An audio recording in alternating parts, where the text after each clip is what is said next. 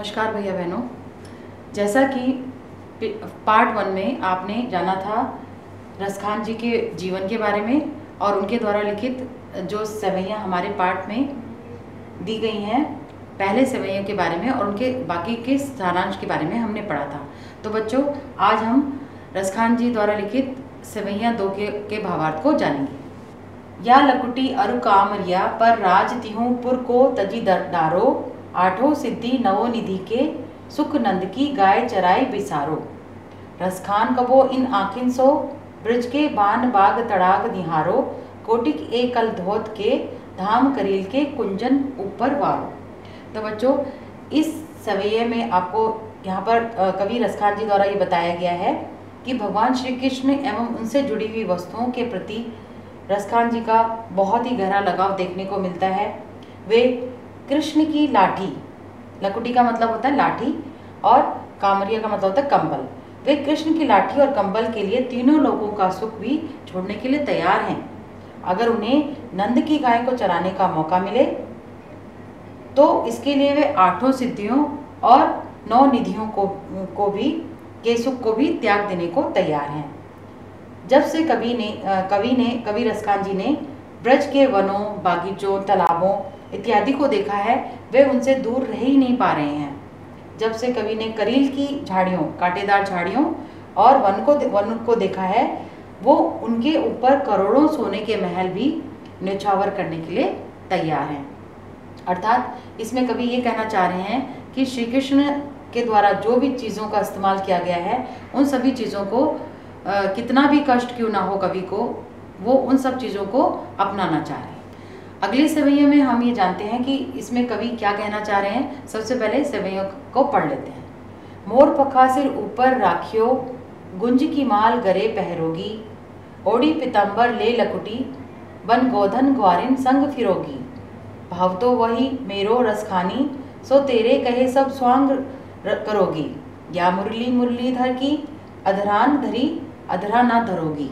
अर्थात इन पंक्तियों में रसखान ने कहा है, कृष्ण से अपार प्रेम करने वाली गोपियों के बारे में बताया है कि इसमें गोपियां एक दूसरे से बात करते हुए कह रही हैं कि वो कान्हा दूर द्वारा उपयोग किए जाने वाली सभी वस्तुओं की मदद से कान्हा यानी कृष्ण जी का रूप धारण करना चाह रही हैं और कर सकती हैं।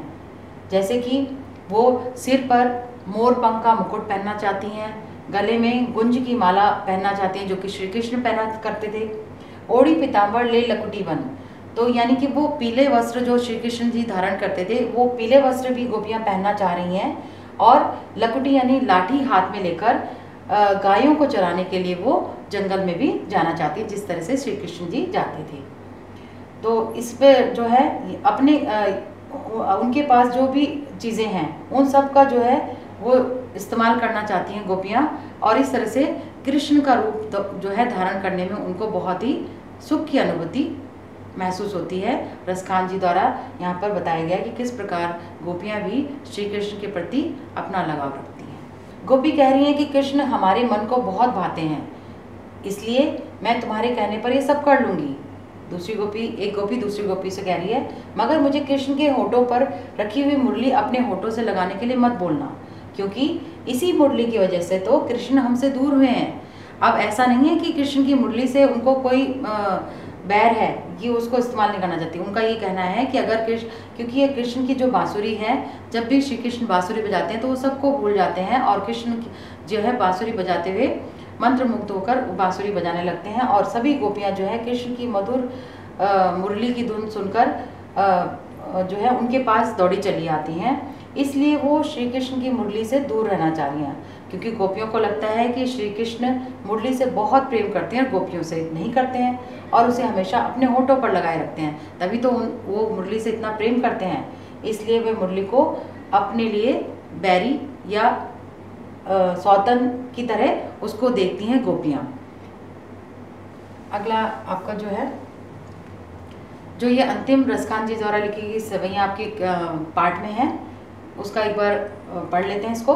कानिंदे अंगुरी रहिबो, जब ही मुरली धुनी मंद बजहे, मोहिनी तानन सो रसखानी, अटा चढ़ी गोधन गेहे तो गेहे। टेरी कहो सिगरे ब्रज लोगिन, कोहली को कितनो समझो हे, मायरी व मुख की मुस्कानी समहारी, ना जेहे ना जेहे ना जेहे।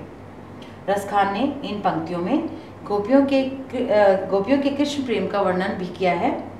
वो चाहकर भी कृष्ण को अपने दिमाग से, दिल से नहीं निकाल पा रही हैं, इसलिए गोपियाँ कह रही हैं कि जब कृष्ण अपनी मुरली बजाएंगे तो वो उससे निकलने वाली मधुर ध्वनि को नहीं सुनेंगी। वो क्या करेंगी, वो अपने कानों में उंगली रख लेंगी। अब जब हम अपने कानों पर उंगली रखते हैं तो कब रखते हैं, जब बहुत ज़्यादा शोर हो या जो चीज़ हमें पसंद हो तो हम अपने कानों पर उंगली रखते हैं। यहाँ पर गोपियों का अपने कानों पर उंगली रखने का तात्पर्य ये बिल्कुल नहीं है, क्योंकि श्री कृष्ण की जो मुरली की मधुर धुन है उसको तो सभी सुनना चाह रहे हैं। तो गोपियाँ इसलिए कह रही हैं ये सब चीज़ें कि उनका मानना है कि भले ही कृष्ण किसी महल पर चढ़कर अपनी मुरली की मधुर तान क्यों ना बजाएं और गीत ही क्यों ना गाएं, जब तक वो उसे नहीं सुनेंगी तब तक उन पर मधुर तानों का कोई असर ही नहीं होने वाला है और वो जो है अपने काम को छोड़कर कृष्ण के पीछे पीछे नहीं भागेंगी। यहाँ पर गोपियाँ ये कहना चाह रही हैं। लेकिन अगर गलती से भी मुरली की मधुर ध्वनि या उनकी धुन उनके कानों में चली गई तो फिर वह अपने को अपने वश में गोपियाँ नहीं रख पाएंगी। फिर चाहे कोई कितना भी समझाए हम कुछ भी नहीं समझ पाएंगी। ये गोपियाँ अपने बारे में बता रही हैं। गोपियों के अनुसार कृष्ण की मुस्कान इतनी प्यारी लगती है कि उसे देखकर कोई भी उनके वश में आ जाए, और इसी कारणवश गोपियाँ कह रही हैं कि श्री कृष्ण का मोहक मुख देखकर उनसे खुद को बिल्कुल भी संभाला नहीं जाएगा और वे सारी लाज शर्म को छोड़कर श्री कृष्ण की ओर खींची चली जाएंगी। अर्थात श्री कृष्ण की मुस्कान और उनकी बांसुरी की मधुर धुन को सुनकर सभी गोपियाँ जो है कृष्ण की ओर खींची चली जाएंगी और अपने सारे कामकाज छोड़कर श्री कृष्ण की मुस्कान को देखने के लिए और उनकी मधुर बांसुरी की धुन को सुनने के लिए उनके समीप पहुंच जाएंगी। तो बच्चों, आज हमने रसखान जी द्वारा लिखित सेवैया के 4 भाग जो थे उनके बारे में, उनके भावार्थ के बारे में जाना। तो मैं आशा करती हूँ कि आप सभी को ये सेवैयों के भावार्थ समझ में आ गए होंगे। धन्यवाद।